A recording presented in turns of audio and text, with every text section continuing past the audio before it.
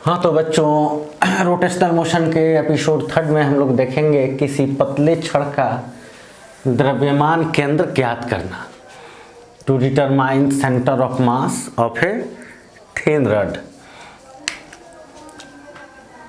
तो यहाँ जो है, यहाँ हम लोग एक पतला छड़ का जो है वो कल्पना करते हैं कि यहाँ एक पतला छड़ है, एक समान थिकनेस है इसका, ठीक है। यानी थिकनेस तो है ही नहीं, सिर्फ लेंथ इसका मान लो कि यहाँ इसका लेंथ कितना है, तो इसका लेंथ है कैपिटल L मान लेते हैं, ठीक है। चलो, ये जो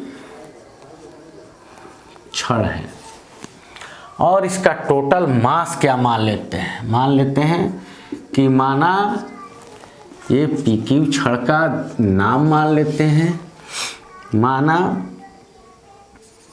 छड़ PQ का कुल द्रव्यमान बराबर m, तो इसके क्या, तो प्रति एकांक लंबाई का द्रव्यमान, तो इसके प्रति एकांक लंबाई का द्रव्यमान, तो प्रति एकांक लंबाई का द्रव्यमान mass of per unit length, प्रति एकांक लंबाई माने 1/, लंबाई, प्रति एकांक बल माने 1/, बल, प्रति एकांक समय का मतलब 1/, समय, तो m/l, प्रति एकांक लंबाई का द्रव्यमान m/l।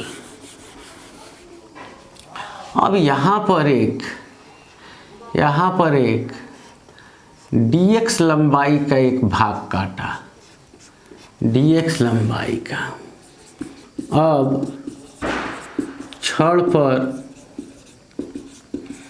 dx लंबाई का एक भाग काटा, अतः अब क्या हो जाएगा, तो छड़ के dx लंबाई का द्रव्यमान, छड़ के dx लंबाई का द्रव्यमान कितना हो जाएगा बच्चों, तो प्रति एकांक लंबाई का द्रव्यमान m/l, तो dx लंबाई का द्रव्यमान m/l गुना dx। जैसे प्रति एकांक लंबाई का द्रव्यमान 5 किलो, तो 10 लंबाई का द्रव्यमान 5 गुने 10 यानी 50 किलो, तो प्रति एकांक लंबाई का द्रव्यमान m/l, तो dx लंबाई का द्रव्यमान m/l गुने dx, ठीक है। तो ये जो है इसी को हम लोग क्या कहेंगे, तो इसी को कहेंगे dm, यानी m/l इंटू dx। यानी इस छड़ में कहीं भी इस dx लंबाई का कहीं भी पार्ट लेंगे तो उसका द्रव्यमान क्या होगा, तो वो ठीक बराबर होगा, क्या होगा, तो ठीक बराबर होगा, ठीक है। चलो, अब जो है, अब हम लोग इसका क्या पता करना चाहते हैं, तो हम लोग अब पता करना चाहते हैं इसका क्या, तो इसका कोऑर्डिनेट किसका, तो इसके सेंटर ऑफ मास का।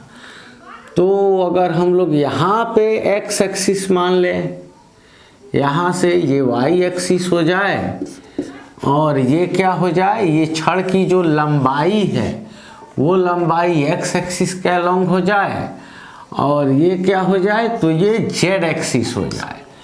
तो क्या होगा, तो हम लोग को स्पेशल ये दिख रहा है कि ये छड़ जो है इसका x cm ही होगा, x cm ही होगा, y cm और z cm, तो इसका x cm ही होगा, y cm 0 होगा और z cm क्या होगा, 0 होगा, क्योंकि इसका जो इस छड़ का जो द्रव्यमान केंद्र होगा वो x एक्सिस पे ही होगा, यानी इसके लंबाई के अनुदिश ही होगा, न कि इसके लंबाई के लंबवत, यानी न कि y एक्सिस और z एक्सिस। जैसे कि मान लो कि ये जो कलम है वो छड़ है, तो इसका सेंटर ऑफ मास इसके लंबाई के ही किसी बिंदु पर होगा, यानी इसके मध्य बिंदु पर होगा, ऐसे भी आपको दिख रहा है। तो ये इसके लंबाई के लंबवत यानी इस दिशा में, यानी इस दिशा में या इस दिशा में नहीं हो सकता, ठीक है। इस दिशा में या इस दिशा में नहीं हो सकता। तो इसके ये छड़ है तो इसके लंबाई की दिशा में ही ये संभव होगा। ठीक है बच्चों, तो ठीक है, तो इसका XCM निकालने के लिए हम लोग क्या, तो यहाँ लिख देंगे कि द्रव्यमान केंद्र की परिभाषा से क्या लिख देंगे, तो द्रव्यमान केंद्र की परिभाषा से हम लोग क्या जानते हैं कि XCM बराबर होता है 1/m integration dmx, x axis के लिए तो ये हो जाएगा 1/m और इंटीग्रेशन dm का वैल्यू रख देंगे m/l dx और ये हो जाएगा x। और इसका अगर यहाँ से ओरिजिन मानते हैं यानी इसके वन एंड से पॉइंट P से, तो यहाँ 0 लिमिट होगा और यहाँ 0 से शुरू होकर यहाँ पर लिमिट किस पर ख़त्म हो जाएगा, तो कैपिटल L पर ख़त्म हो जाएगा। तो यहाँ क्या हो जाएगा, तो 1/m और फिर m/l ये बाहर हो जाएगा और ये x को आगे लिख लेंगे और ये dx हो जाएगा और इसका लिमिट 0 से L कर देंगे, 0 से L कर देंगे। तो ये m और m कैंसिल होगा और 1/l और ये होगा x, इसका पावर 1 तो एक तो पावर में जुड़ जाएगा तो हो जाएगा x² यानी 0 से L हो जाएगा। तो 1/2 बाहर होगा तो ये 2L हो जाएगा और ये x² 0 से L हो जाएगा।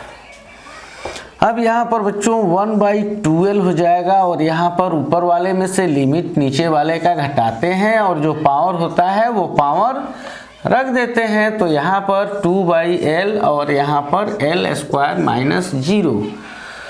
तो यहाँ पे बच्चों क्या हो जाएगा, चलो यहाँ लिख देते हैं। तो यहाँ पे क्या हो जाएगा, XCM बराबर क्या हो जाएगा, तो 1/2L हो जाएगा और इंटू L² हो जाएगा। तो इससे कैंसिल हो गया और ये हो गया XCM = L/2। ठीक है, L/2 होगा ना। तो देखो अगर ये छड़ जो है P से Q तक है और आप इसका स्टार्टिंग कहाँ से करते हैं मापना, तो इसके सेंटर ऑफ मास से मापना शुरू करते हैं। तो अगर ये 10 मीटर का है तो ठीक इसके 5 मीटर पर सेंटर ऑफ मास होगा। ठीक है, तो ये आप नोट कर सकते हैं कि इसका सेंटर ऑफ मास कहाँ होगा, तो छड़ की लंबाई का जो है ये ठीक बीचों बीच होगा। तो मिटा दिया जाए।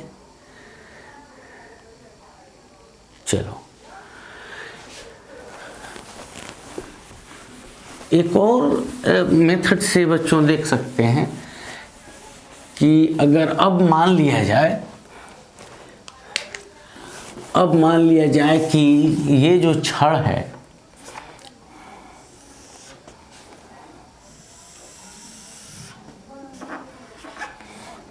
छड़ है इसका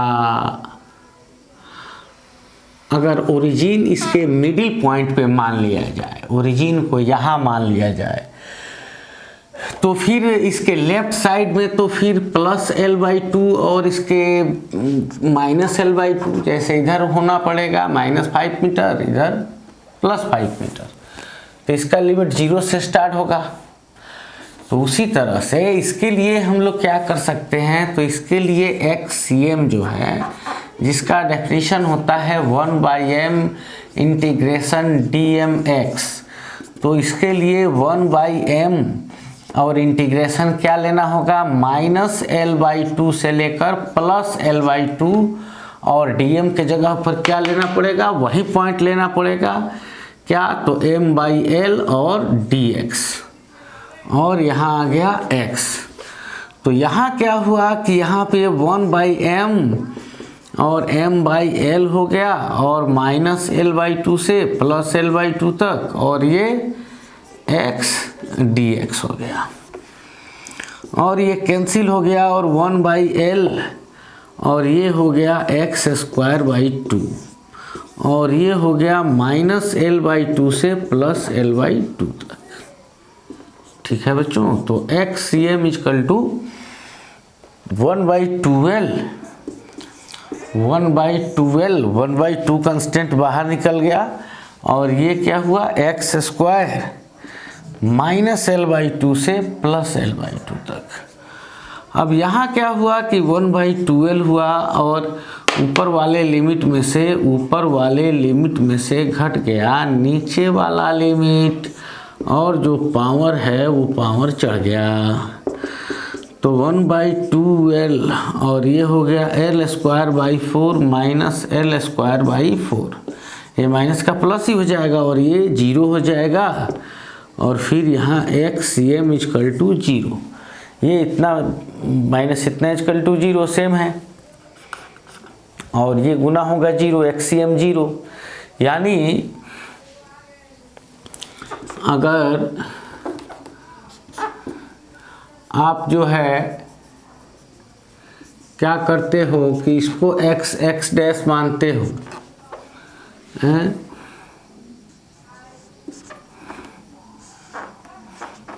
इसको x डैश मानते हो और इसको y डैश यानी सेंटर यहाँ मानते हो, तो 0 बता रहा है क्योंकि 0 से यहाँ इधर +5 इधर -5, यहाँ तो 0 से डायरेक्ट +10 गए हो तो 0 से L वैसे निकाले थे तो इसका सेंटर पर ही होगा। यानी ये भी वही बात बता रहा है कि इसके सेंटर पर यानी मिडिल पॉइंट पे ही होगा क्योंकि आपने यहीं पे सेंटर मान रखा है और यहाँ पे जो था यहाँ पे आपने यहाँ से सेंटर आपने यहाँ पे ओरिजिन माना था तो यहाँ मिडिल पॉइंट पे आपको मिला था L/2 यानी 10 मीटर है तो 5 मीटर पर और यहाँ 10 मीटर का है तो आपने 5 मीटर पे ही ओरिजिन माना था तो ओरिजिन ही बता रहा है 0। तो XCM इसका क्या बता रहा है 0 बता रहा है यानी 0। चलो तो बच्चों इसको नोट कर सकते हो और आगे हम लोग देखेंगे फिर इसके बारे में।